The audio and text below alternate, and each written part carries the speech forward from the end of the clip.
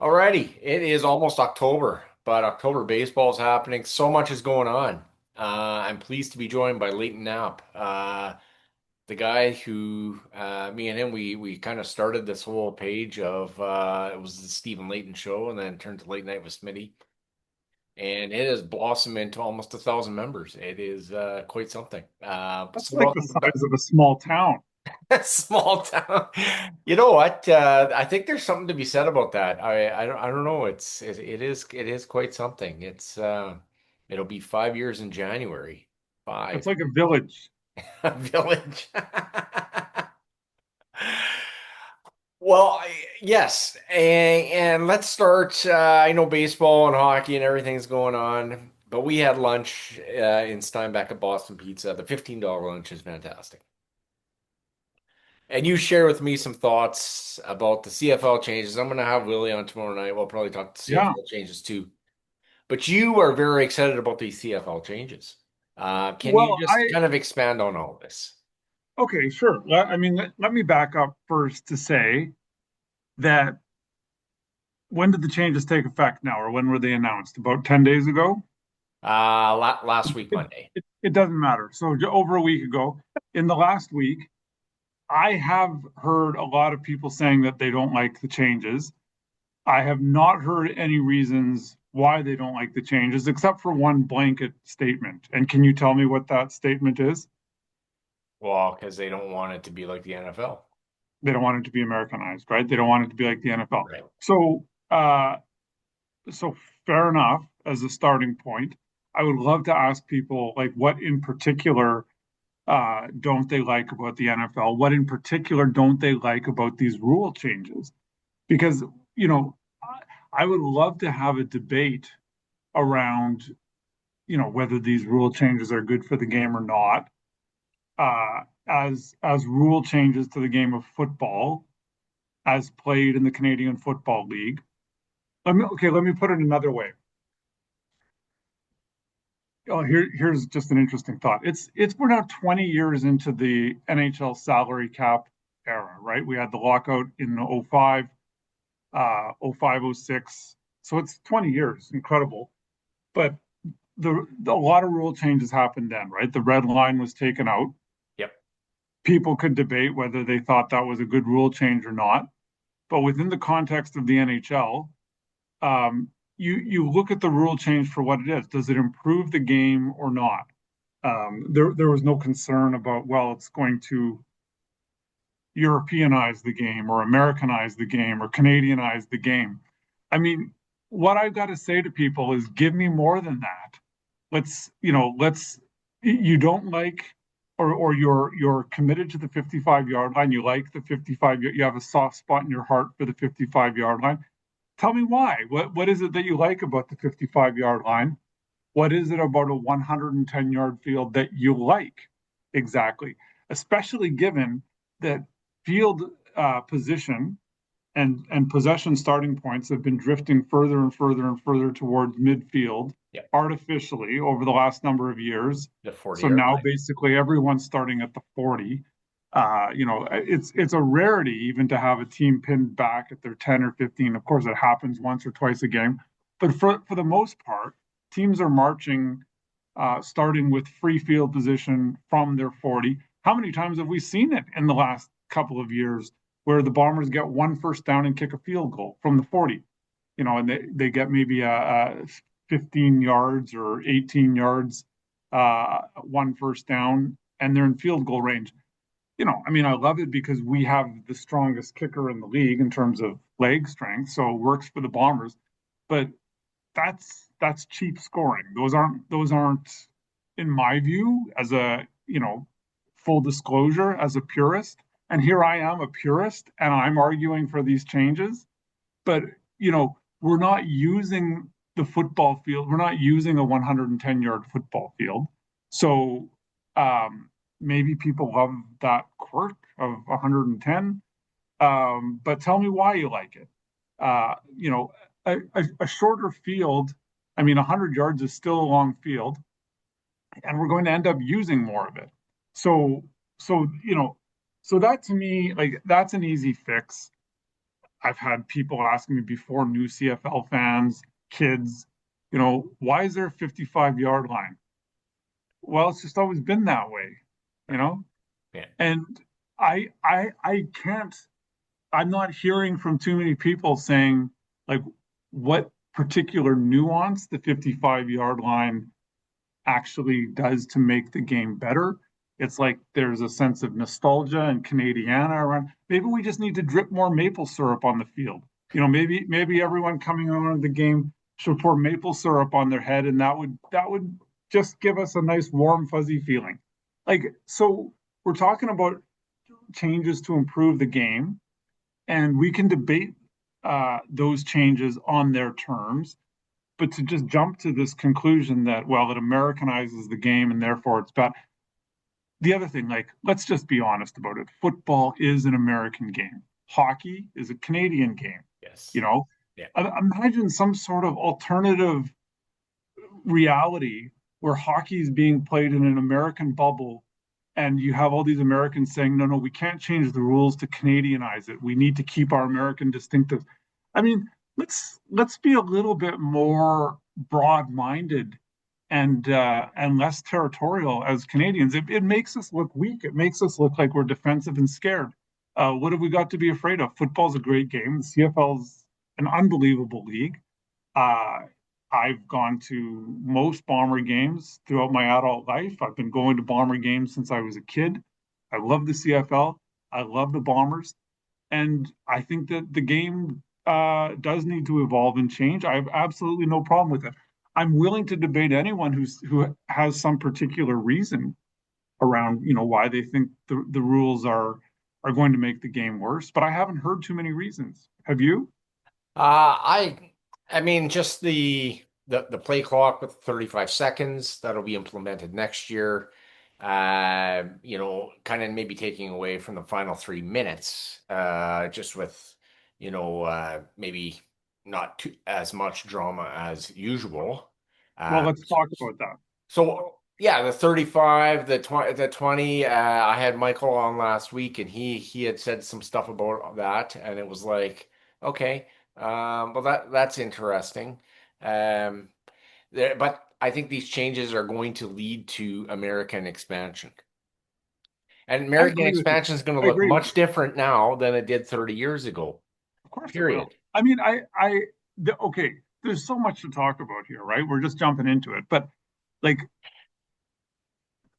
people will say, well, American expansion didn't work 30 years ago. Therefore, it's a done deal. It's dead in the water. We should never try it again. Well, I'm sorry, just because something didn't work the first time means it can't work the second time. I mean, I'm not naive. I know that American expansion is difficult, but I actually think that it was a good attempt, or at least it was a good idea to talk about 30 years ago. It was very poorly executed. There wasn't the buy-in from the American owners. There was very poor promotion, very weak vision around how this was going to work. It was almost like magical thinking back in the 90s around trying to make American expansion work, and it didn't. But if you go at it the right way, then I think it's a fantastic idea. And this can lead to um, major advantages for the CFL. I mean, imagine having legitimate, strong American teams, an American division, a Canadian division. Imagine each year the Grey Cup is the best Canadian team against the best American team. That's going to get people riled up, you Mhm. know. And if you win, there's some bragging rights, and if you lose, that's going to be salt in the wounds. I think that's going to engage people, and I think that that's something you don't want to do it without a game plan. But I'd far rather be talking about American expansion than expansion in Halifax or the Maritimes. Like that's just never going to happen. No, Uh, that's a ring around the rosy. Hard to believe that would ever happen. Ideal, yeah, the 10th team, but if you can get 5 to 6 teams in the US, as you said over lunch, just stay out of Shreveport and those places.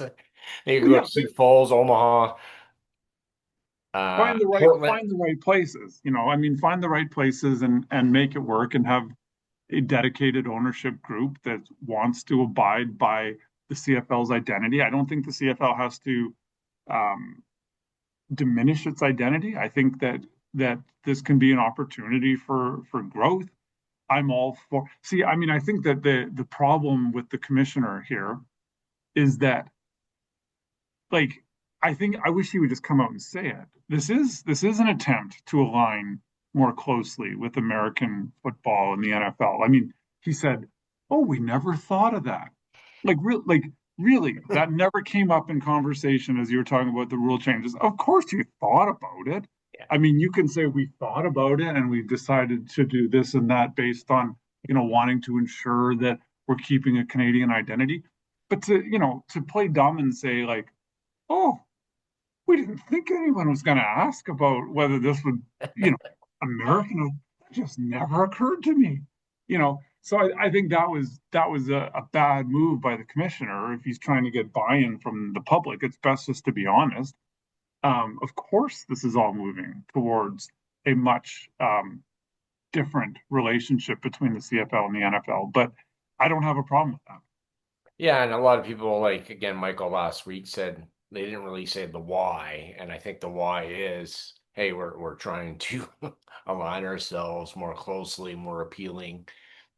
Yeah, And now CFL stadiums are going to have to adjust, like the Winnipegs, the Saskatchewans, maybe put hot tubs in the end zones. I'm not sure how that's all going to work. they'll That's figure that out. fascinating. But I mean, I've heard people say, oh, the fans are going to be further away from the play. Well, they actually won't because the end zones just come in closer, actually. Yeah. Technically speaking, if you're sitting in the end zone now, the other team's goal line is going to be 5 yards closer to you now with the 100-yard field, Hmm. even though there's going to be that extra 10-yard gap between the seats and the back of the end zone. But like this is the other thing. We have these 20-yard end zones that aren't used. And like they're hardly used. And almost all touchdowns inside the 5 yard line are quarterback sneaks. So we have like acres and acres of field that it's just like, what's it doing there? Like it's ridiculous. And we Well, have there's this some space. that have gone to the back, but very few. But Yeah, yes, very as you say, few, there very have been more few. quarterback sneaks in the last 5 years than we've ever seen in our lives. I mean, watch weeks of CFL highlights and see how many catches are actually made at the back of the end zone that even use that space. The Yeah. space is not being used.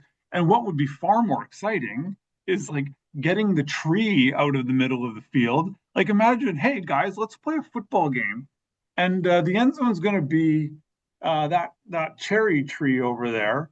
But that's not going to be the back of the end zone. That's the front of the end zone. So there's going to be like a decoy at the front of the end zone. Isn't that a great idea? No, it's like get rid of the field goal from now we can actually have crossing routes. Oh, isn't that exciting? That might actually increase offense in the red zone. You can run a crossing route. Plays over the middle. Like to me, this is stuff that should have happened 70 years ago. So 70. I'm 70. Yeah. So I'm totally on board with it. And as for the play clock situation, the average CFL game has just over 100 plays, 100 offensive plays. It's between 100 and 110. 110 is high for a CFL game. It's usually more about 102 to 105. NFL games have between 130 and sometimes up to 140 plays in a game, offensive plays. So there's just a lot more happening in an NFL game. I don't know why I would have to explain this to people, but if you go and watch live CFL football, and I love CFL football, there are moments when the team is driving and it's like everyone could go to the dressing room and use the washroom on a drive. There's like a minute between plays. The play clock doesn't start until the game clock has sometimes been running for 20, 25, 30 seconds. We've all seen that. There's just a lot of dead time right now. So there's this myth that the CFL game is faster paced, there's more plays happening. That's absolutely not true. There's far less plays happening in a CFL game needlessly. I've been talking about this for years. It's like tighten up the play clock. let's get some plays happening here. More plays means more offense. So that to me is a no-brainer. And we don't know the rules around timeouts and how that's going to work yet. I'm sure there'll be some adjustments around that, which might address some of the concerns for the last 3 minutes of the game. Because I would agree with that point. Like you don't want to just have the last 3 minutes burned off, but still, the trade-off is going to be way more plays being run in a football game. So I'm on board with that. It's compelling. It's compelling. It's the enthusiasm, compelling arguments. I hear both sides of it. And again, I've known you, Leighton, for 25 years of my life, and I know you are a purist, but there has to be some tinkering that has to take place. Nothing stays the same, as they always say. And we'll see, right? But when I go to a game, I never worry about the lack of scoring. I can find a 20-13 game just as entertaining as a 37-34 game. No doubt. I'm like, it's that's just how I see it. I'm with you there. I love good defense, but I don't want to see a game where it's just like it could have been better, but there's just not a lot of plays being run in a lot of CFL games. Like, let's up the tempo. If you've got a great defense, then okay, you've earned those 13 points against or whatever it is that you Right. give up. I'm all for great defensive football. Give me a 7-3 game. I'll take it. But, uh, to me, there's no downside to tightening up the pace and having as many plays run as possible. And I want to see skill. I want to see good plays. I want to see that on offense, defense, and special teams. I want to see the best of the best. I don't want to see the game clock just running for 30 seconds while players are standing around with their hands in their pockets. Like that to me is not that's not skill. That's not anything to try to argue in favor of. I think anyone who studies the play clock and kind of the issues that has led to, and the commissioner did make the point around, Hamilton's scoring drive a week or two ago, taking like 11 minutes in real time. Yeah. I mean, these are all play clock issues things are dragged out unnecessarily. So, yeah, I mean, I'm a purist, but that to me also means like build the field the right way, use the field. Um, there have been artificial ways of increasing scoring in the last number of years by giving teams really nice field position. And you combine that with the fact that kickers have much longer legs now than they did 10, 20 years ago. And it just means, more field goal attempts, but actually less yardage. Yeah. Yeah, and that's why they're going to move it back to 15-yard end zones. And yeah, it's definitely going to be fascinating. I'm not even sure who's hosting the Grey Cup. Well, I don't think we don't know who's hosting the Grey Cup in 2027, but so that'll be again the games will be played, and then we'll have the championships, and I think people will adjust. And even watching the baseball today. Still high drama with the pitch clock. I was against the pitch clock, and I actually think the pitch clock's the best thing because Yeah. now you be playing some of these games for 4 or 5 hours. The Yankees game would still be going on. Oh yeah, it would. I mean, I remember baseball games routinely being 4 hours. Yeah, Like that was kind of normal, especially in the playoffs. You'd have very long games, 6 hours. 6 hours. The I mean, 2004.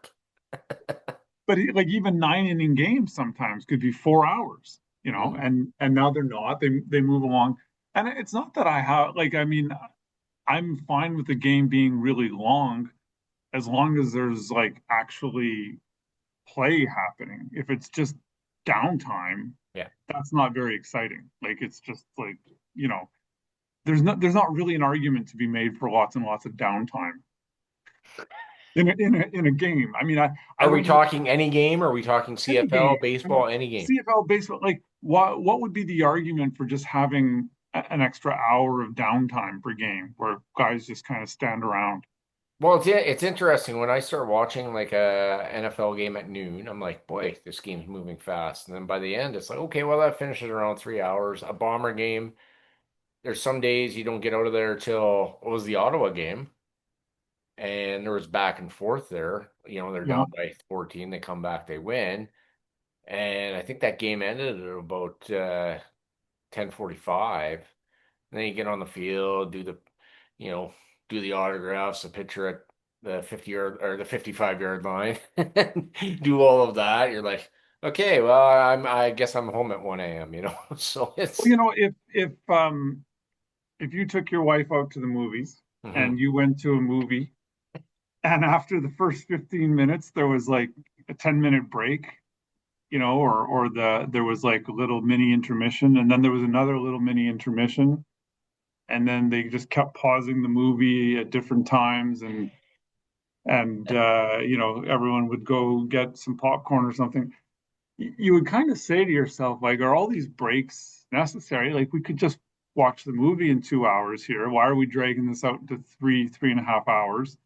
And I think that with football and baseball and hockey, even, it's been very, very clearly demonstrated over the last number of years that it improves the game by speeding things up. Yeah. You watch old hockey games, and I mean, if you want to tug at my heartstrings around nostalgia, go back to 90s hockey. But you can watch these old 90s games, 80s games, and like the goalie covers it up, and everyone kind of stands around and spits and drinks water for 2 minutes, and then they get to the face-off circle, and the referees do their thing, and takes 30 seconds to drop the puck after they even get to the circle. It's like things were really slow, and they sped all that up, and it's definitely better for the game.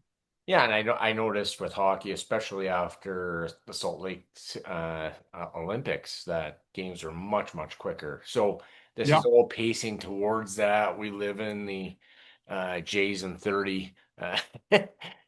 Watch that and okay, yeah, we're caught up. Instant highlights, gratification, and Well, it's I mean that's and, part of and it and for I think that's sure. part of maybe But I mean, attracting maybe to the younger me, to crowd. me, football is the best spectator sport.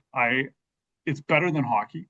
It's the best Yeah. sport to go to and to sit in the stands. I've never been bored at a Bombers game, but I would still say, like, let's have plays happening rather than guys standing around and looking at the crowd and waiting for the play clock to get whistled in.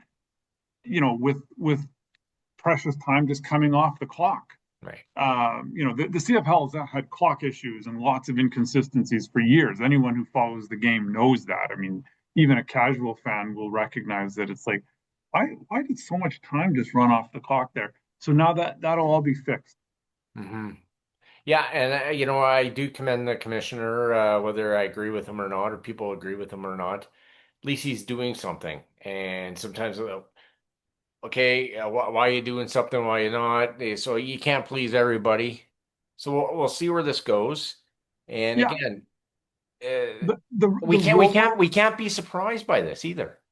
No, no, we can't. The rollout has been poor because I think he should have expected that there was going to be a lot of people who, you know, were worried about the maple syrup effect, and this just feels less Canadian. So as much as I don't agree with the people who come from that angle, I know that there's a lot of people who are going to resist it simply because it feels American. And so there needed to be some better ways of anticipating that, addressing that, getting engagement. I mean, I think the worst thing that could happen now is that I don't think this is going to happen, but if there was such a protest and an uproar that the CFL had to scale back on some of its changes, without even getting the chance to experiment or implement. I think the CFL is committed to what they're doing. But I think, there's a lot of people who would want to see these rules overturned. And, it's the victory and Canadian, the Canadian fans have won.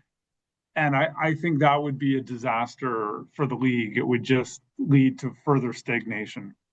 Yeah, it would definitely lose the credibility of the commission. And we know Nathan Yeah, I Rourke mean, he'd came be out. finished if that happened. Yeah. He was very vocal with his comments about that, and then they talked about a bit about that on the broadcast on Friday with BC playing Toronto and playing. I was trying to get as much much as that as I was in the hotel room in Regina listening to the game and standing up for it. But Yeah, I mean, again, there's nothing to say about it. It's just that's what he said. We know that he went to the NFL, and people can argue and about all of that, where his allegiances lie. Nobody was really consulted, but you know what? In business and in life, companies implement stuff that where they don't necessarily consult their employees, and people have to adjust. I mean, I mean that's an open debate as to how best to implement these changes. But like let's, I guess what I would say in summary is we have to demythologize some aspects of the CFL, like the kind of the reactionary comments from, well, a lot of fans and some players. Um, like I just didn't buy it. I know there were some really good posts on the page around this, but like every CFL player would leave his team in 2 seconds to play in the NFL. Every single player in the CFL, Yeah, if he had an NFL offer.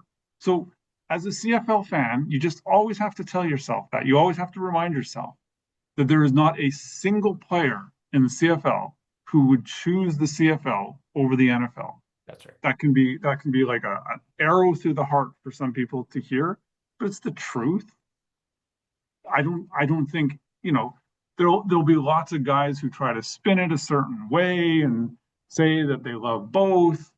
But when push comes to shove, if any player in the CFL had an offer to go on an NFL practice roster, knowing that they would, not play, certainly every young player is going to take that. Some older players, once they've had a cup of coffee in the NFL or tried that, they may opt to stay in the CFL and play rather than sit on a practice roster. But even the Canadian players, of course, would all go play in the NFL if they could. Just like every single player in the American Hockey League, if given the chance to Yeah. play in the National Hockey League, would would accept it. So it's no different. Right. Yep. I completely agree. And yeah, we have to accept that. And if you're making $15,000 a week, like Strebler was with the New York Jets, you're Yep. gonna take that. $15,000 a week, 450 on a practice roster. And I'm actually very curious to see where this is gonna head. I think there's lots. I think it's exciting. I've wrestled with it, but I'm willing to see what's going to happen. Personally, myself, I know we're roughly the same age. We're 2 years apart here, Leighton. So we'll watch this together. It'll be We exciting. will, hand in Yeah. hand, shoulder to shoulder. We will watch this We, together in you real know, time. yes. And on a side note, when you came over to visit me before the Banjo Bowl started, I'm like, we used to go to like every game together, and we were literally shoulder to shoulder. Now I take my kids and whoever else wants to come, and that's how it goes. So, Section It's it, 235, Row 16. yeah. I mean, the old well, we went to a lot of games together at the new stadium, at this stadium as well. But I mean, you think back to the old stadium, and I still have dreams about the old stadium sometimes. I don't know if you do, but I Yeah. still I think about it, and sometimes I have this dream where I'm like back on, the east side upper deck at Mhm. Canada Inn Stadium. And I mean, to me, that's just it's an unbelievably special place. And those were some of the best memories ever. Yeah, no doubt, right? And I always go to the game after 9/11, the Robert Gordon catch over the middle. Yeah, I personally asked him about that. Milt goes, did you catch it? He goes, Milt, did I catch it? These sorts of things, and Jerome Bolden's interception in '01, and there was the Matt Dunnigan game in '94. So all these yeah, things kind of culminate, right? So you go over to the St. James Bridge, you're like, oh, it's not there anymore. yeah.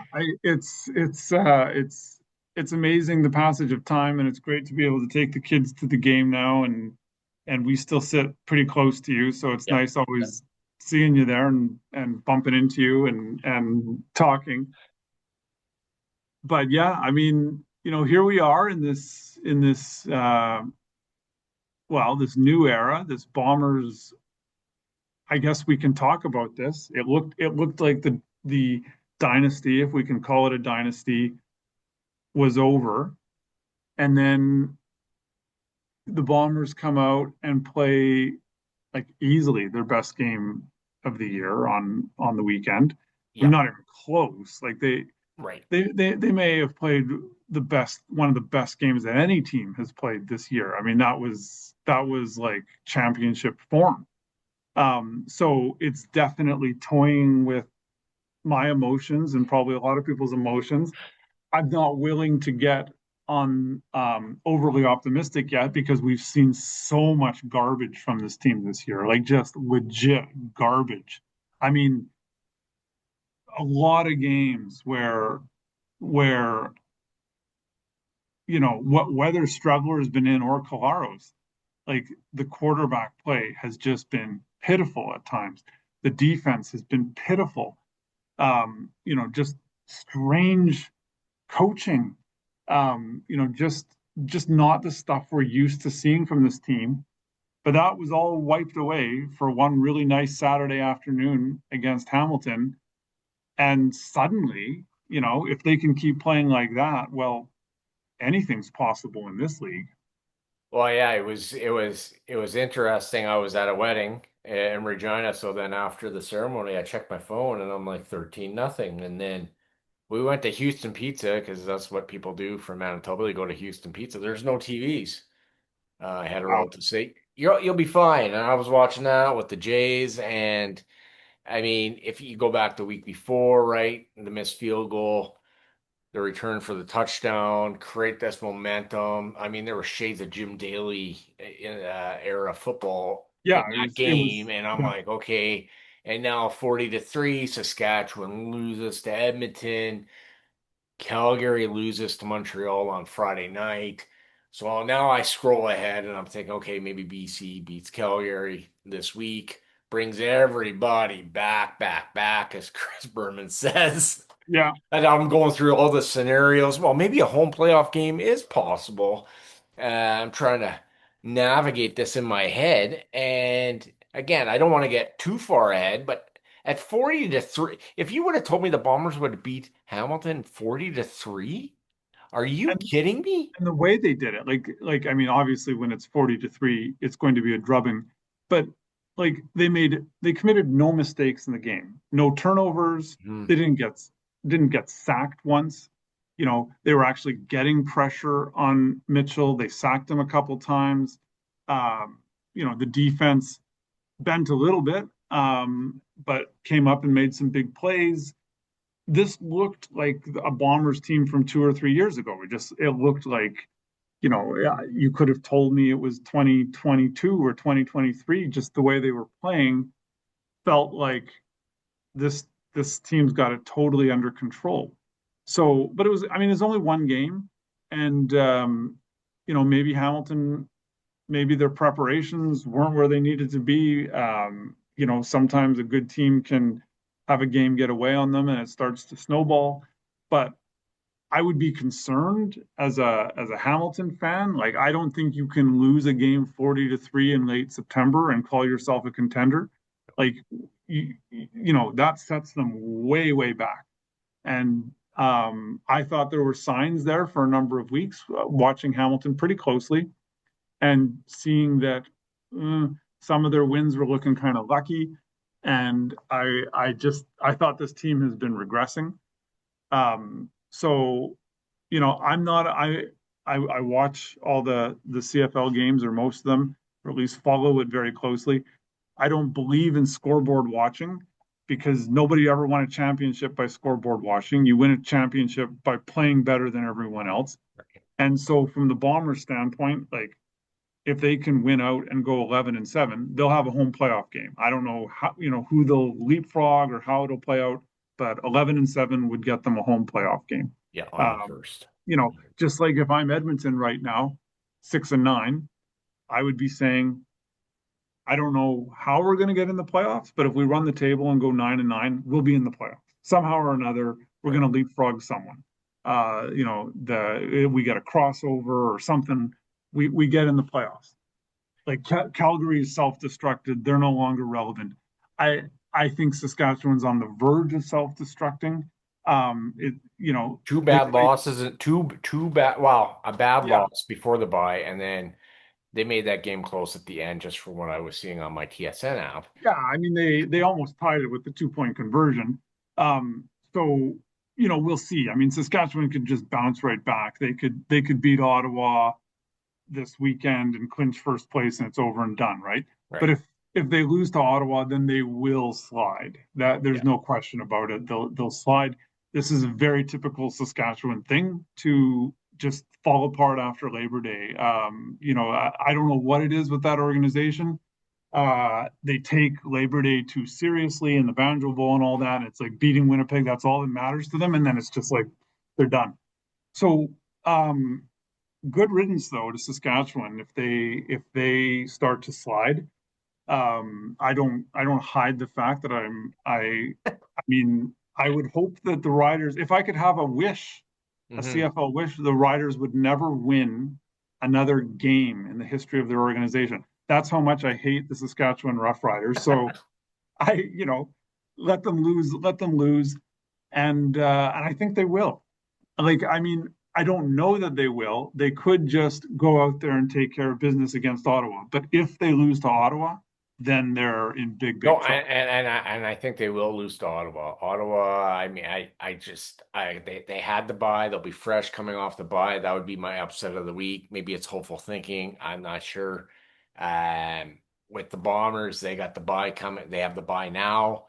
Then they play Edmonton, and then it's the Yeah, Riders with Micah Johnson coming back, and then, and then we got Montreal on the Saturday afternoon on the 25th of October. So yes, as you've said, at 11-7, I think it does get you the home playoff game. absolutely it does. Yeah. And maybe they go to Saskatchewan and win. I kind of joke like after I heard some of the Bombers talk on the at the Faith night there, I was like, oh, they're gonna win Saturday, and just the stuff Castillo was saying and that sort of thing. I was like, oh, you guys got it figured out. I kid a bit, but not no, I don't kid too Yeah. much, and it was good. Well, something clicked on Saturday, and the preparation was there. And I mean, as hard as we can be on this team, as hard as I can be on this team, the CFL really is about like what you're doing in late September into October. Like right now, June is so irrelevant. Yeah, It might as well be 2010. Like it doesn't what you did in June doesn't matter. What you did in July doesn't matter. So it's all about who comes on strong at the end of the season and who's got something going in the playoffs. You don't ride a good record to a championship in the CFL. It never happens. That's why we get so many upsets. That's why we get 8 and 10 teams, and 9 and 9 nine and teams winning the nines. Grey Cup. That's why I think that right now the BC Lions are the best team in the league, and the Toronto Argonauts are the second best team in the league. They're probably going to miss the playoffs, but if you put Toronto in the playoffs right now, like you tell me, if as a Bombers fan, who would you rather play in a one game takes all situation, Hamilton or Toronto? Hamilton, Everyone would say that, right? We'd right? all say that. So that to me answers who's the better team. Toronto's the better team. Toronto would, they could curb stomp anyone in a winner take all playoff game. So and then I would actually say Montreal is next in line behind Toronto, and Hamilton would be third. I would Hamilton to me seems like a walk in the park. If it was Winnipeg and Hamilton playing in the Grey Cup, I'd say great. That's like almost a free space on the bingo card. If it's Toronto or Montreal, we're all feeling pretty tense. Well, especially with the Grey Cup here, Yeah, I would like the Bombers' chances and for shoot sure. that is coming quick. Do you want to touch a bit on the Blue Jays? I've been pacing around the house. I love the week off. my son was updating me on the score as we were driving back from Saskatchewan. He had my phone, and and then I rewatched the highlights. Oh, he's a pretty accurate kid with that. And oh, Boston won tonight, so it's going to Yeah. be the winner between the Yankees and Boston with that. And okay, I'm not worrying about the other side with Detroit and Cleveland. Wouldn't, I actually can't believe what the Jays have done here to win the American League East. It's yeah, I mean, actually phenomenal. it is phenomenal. Like they've overachieved. There's no question about it. They could though, I guess, if they put it all together, uh, keep winning the way they've been winning. I'm, I like New York has looked so powerful down the stretch. They've looked so powerful all year. Like they kind of, I don't know, New York underachieved. Like New York's a better team than their record, in my opinion, and the Blue Jays are a worse team than their record. They ended up with the same record, but the Jays had the tiebreaker. Yeah, like I don't know what to say. I mean, the Yankees were so powerful down the stretch. Wouldn't it be funny if they just kind of flamed out against the Red Sox? But I mean, now that could happen. I very much could. I mean, Boone pulled Fry early. Yankees did have the bases loaded, nobody out in the bottom of the ninth, and they couldn't get anyone in. I think that series will go the max. Yeah, That's probably generally will. how that's going to go. And I like the Yankees' chance. I like the Jays' chances versus the Yankees more. That pitcher tonight for the Red Sox kind of scares me. And I know I'm quoting Brian Hayes there a bit, but and we saw what the Red Sox did to the Jays at home in the last week of the season. So again, this is a whole new thing for the Jays. They haven't even won a game in with this new core of players in the playoffs, getting swept by Seattle, getting swept by Minnesota, and it was vital that they got this bye. So I think it's going to be Gossman and then Shane Bieber, and I just really hope that you know Schneider doesn't pull him. I mean, What we the saw problem there is with Urios. there's not a genuine ace, right? Like Gossman laid an egg. He was the last game of the season. That's supposed to be his moment. Okay, Yeah, he's the best pitcher, but he hasn't really had big moments this year. Now he's going to do it. Game 162. yeah. Well, he didn't. No, he So, didn't. He was a like, 5-1 and it's 5-4. yeah. So, I mean, I don't know. Like, can you win a World Series with this caliber of pitching? I don't know. Well, they're putting more guys to the bullpen than I have shirts to take to the dry cleaners. Like I I just, mean, and maybe it's that's the insane. formula. Like, just Yeah, yeah, short starts, 3, 4 inning starts, 4 inning starts, and go to your bullpen. wow. I mean, this bullpen's kind of let us down. Again with Hoffman and that sort of thing, but there are guys in there, and they got to trim down that roster. It's going to be fascinating. Starting Saturday, Sunday, and then game on Tuesday, either in Boston or New York. But Yeah, I again, but mean, yeah, I don't know. If you would have told me in April that we'd be even talking about this, I'd say here's $100, Leighton. yeah, Go buy some $15 lunches at Boston Pizza. yeah, good. Yeah, no, it's obviously a big surprise, and hopefully the Jays can go on a run and do it. It would be a way to cap off a magical season. It'll be interesting to see what happens in the NL. I mean, I still think when push comes to shove, the Dodgers are going to be that team that wins. Like nobody's going to want to play the Dodgers.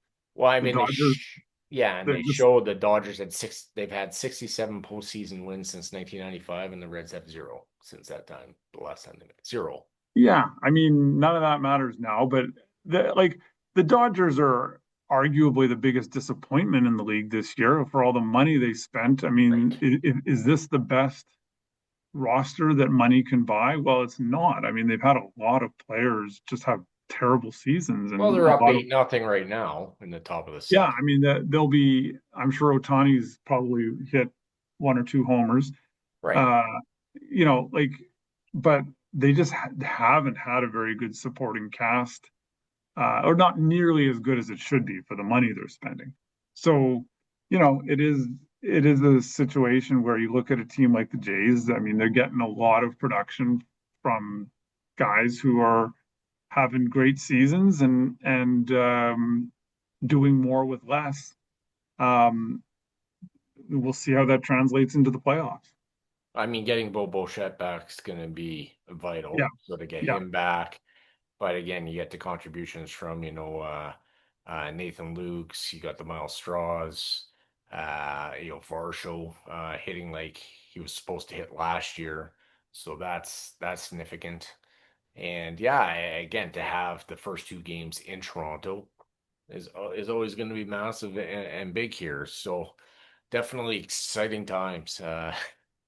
Exciting times all around. There's so much going on. I mean, shoot, it's again with the CFL and the baseball and on a selfish And level, the I NFL wanted the Jays to have the division wrapped up before I left for my trip. I didn't want to be in restaurants and looking over and looking at the score. yeah, Yeah, no, I mean, maybe this is something though that makes them stronger as a team, facing some, pretty big adversity down the stretch. yeah. They gutted it out. So that's a good thing. I mean, there's always that fear that you wrap things up too early, and then you don't quite know what to do in those last 6 or 7 games. So yeah, I mean, I think that hopefully this kept them sharp. They still get the bye, like they get the rest. So maybe it's all for the best. Yeah, I mean, when talking buys, I'm thinking, oh, is this football or whatever? But Yeah, it's not. Um, but yeah, it's I don't know. I think this is a great World Series. Somebody said the only today on the Rod Peterson show, the only thing that would have made it better is if the Mets would have gotten in there over the Reds. But you got the Red Sox, you got the Cubs, you got a great Brewers team, and then you got all of Canada. That's not everybody in Canada is for the Jays, but I get that.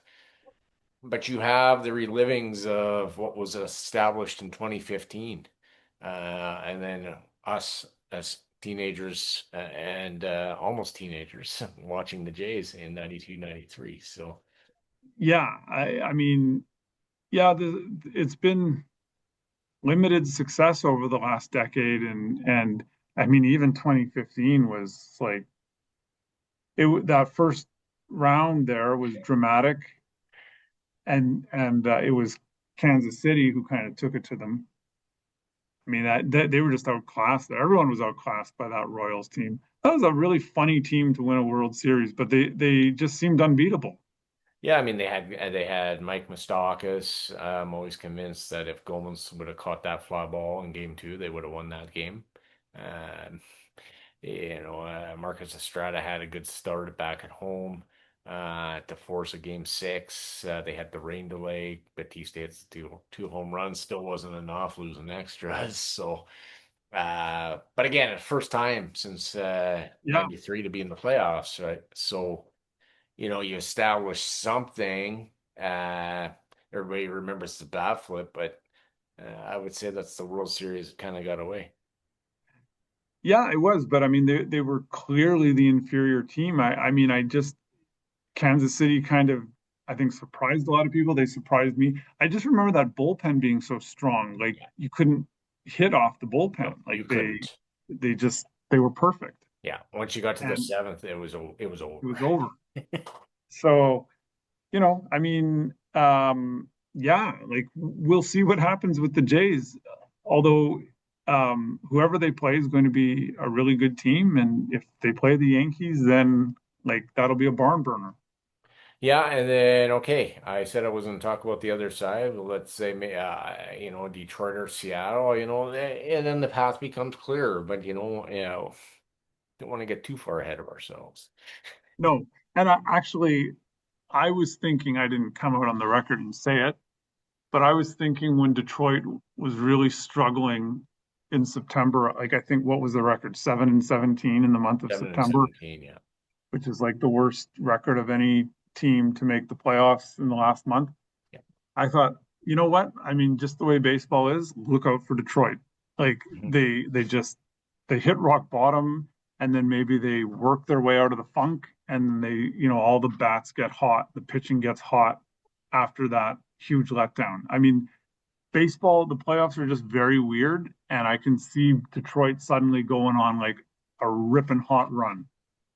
Well, and there's something to be said about that. So everybody makes okay. Well, the Guardians won the champion or won the division on Sunday, and now they're one game from being eliminated as of right now.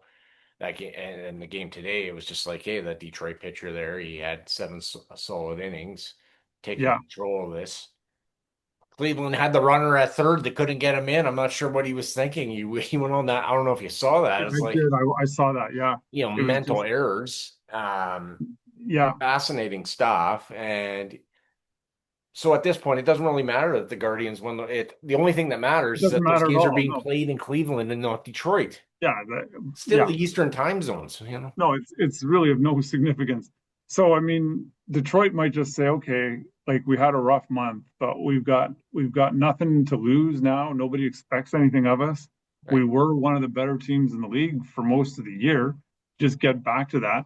And baseball is just this funny sport where the numbers can all go your way for a while, and then everything goes against you, and then it's like it starts to even out. Like so I would be afraid of playing a team that was 10 games under 500 in a month because it's like they might be 10 games over 500 or 12 games over 500 the next month. That's just how baseball is. Yeah. So they're into October now, and I think they're going to win that series. And my guess is they.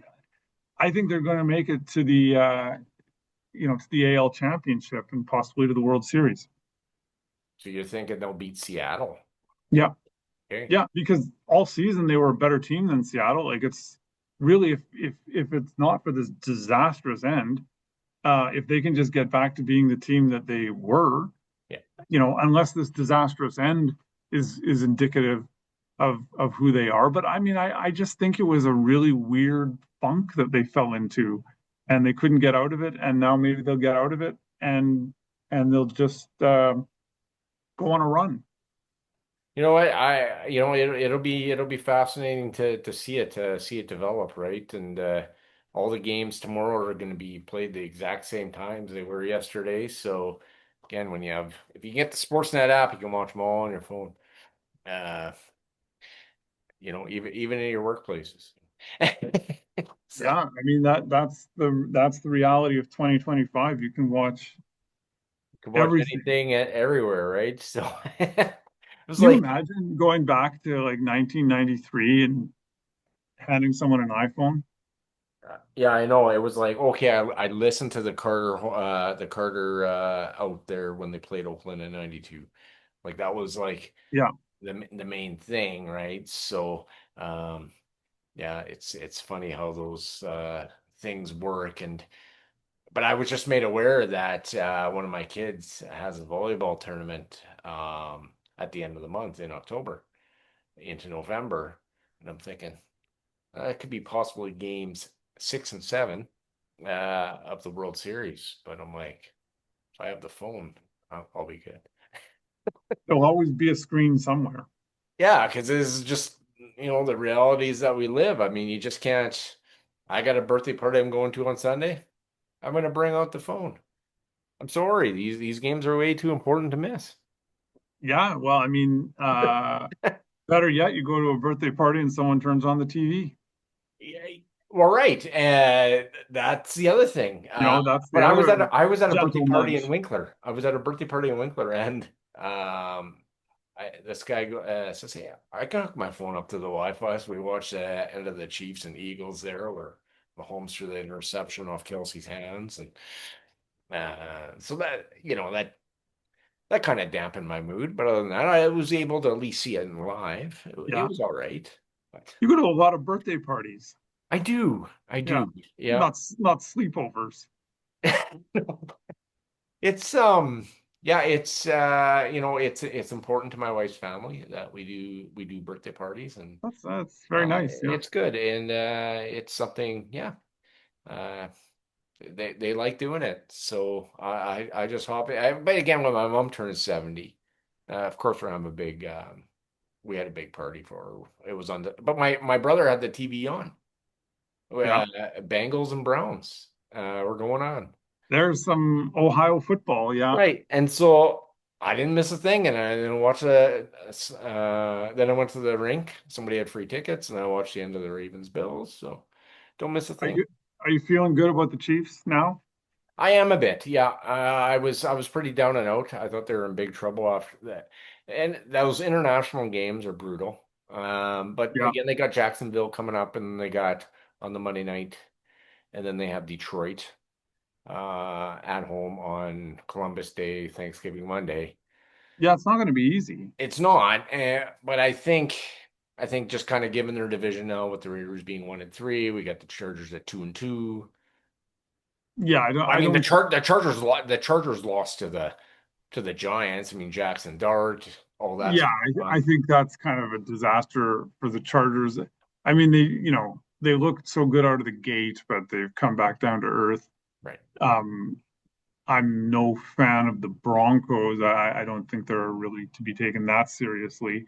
They'll be 9-8 or something, but uh, yeah, I mean the Chiefs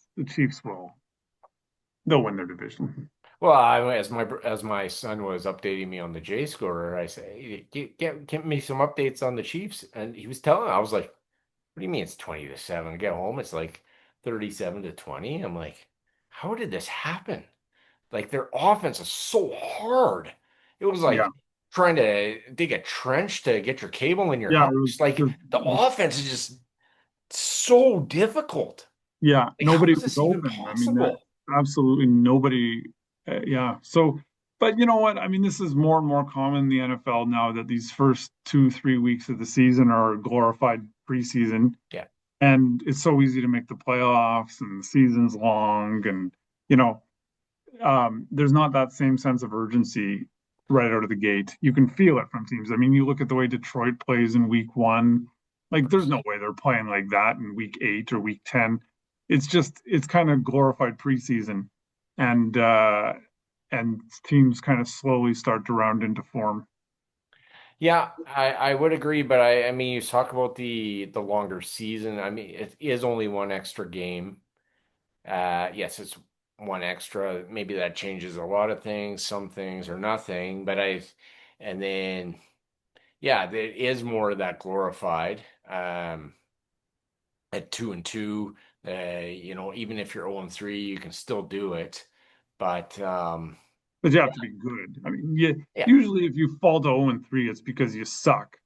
And then you're asking a team that sucks, that's 0-3, to dig themselves out of a hole, and they're just not good enough. If the Chiefs fell to 0-3, I wouldn't worry about them. But this is the reason why nobody makes the playoffs when they're 0-3, because everyone who falls to 0-3 usually sucks. yeah. Yes, I would suggest that the New York Jets are not an 0-4 football team. They played Pittsburgh close. Yeah, They had a terrible game versus the Bills. Should have beat Tampa, and I don't know what happened last night. The Dolphins are a terrible football team. yeah. I Without mean, Tyreek Hill, it's just whatever. But you talk about the extra playoff spot. Like how it's often the is extra this? playoff Seventh spot. seen. Yeah, we almost saw the Broncos beat the Bills last year in that playoff game. Um, but then the Bills just pulled away. And again, it's supposed to keep all the intrigue, and it'll be Yeah, 18 games before we know it, which we've talked about. But yeah. I can't believe it hasn't been 18 games yet, but yeah, no, I mean, like it'll be the usual suspects there at the end. This is the thing with football. There's not going to be big changes.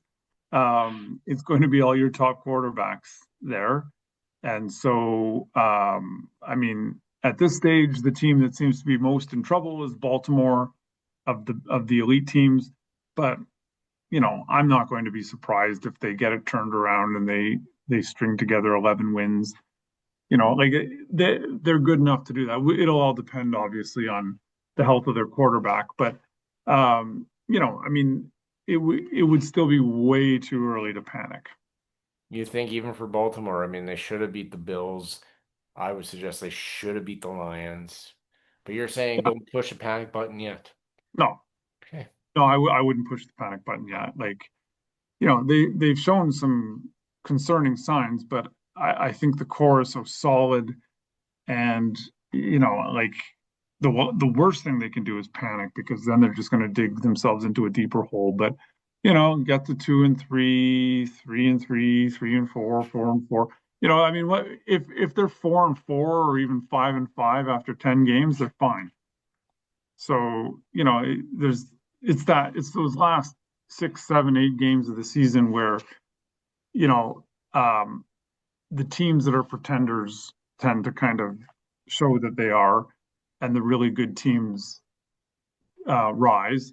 And I think as long as Baltimore doesn't, fall to 3-7 or something, because then it's getting tough. But as long as they can just tread water, get to 5-5 after 10 games, then they'll be fine. Hey, I appreciate that perspective. Okay, we'll keep our eyes on that one. Shoot, I'm looking at my clock here. 10:17 in the Yeah, Central Time Zone.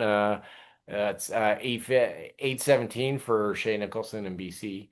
As I'm trying to do a Brown Williams for our Western viewers. mhm. Um, Some viewers tuning in to Late some Night with Smitty for the maybe very first first time. time. That's right. It'll be good, but you're one of three shows this week, so this You're a is busy exciting. man. Yeah, got Willie tomorrow, and then Scott Taylor's coming on. Scott Taylor's coming on Friday Oh, morning. that's exciting. It is.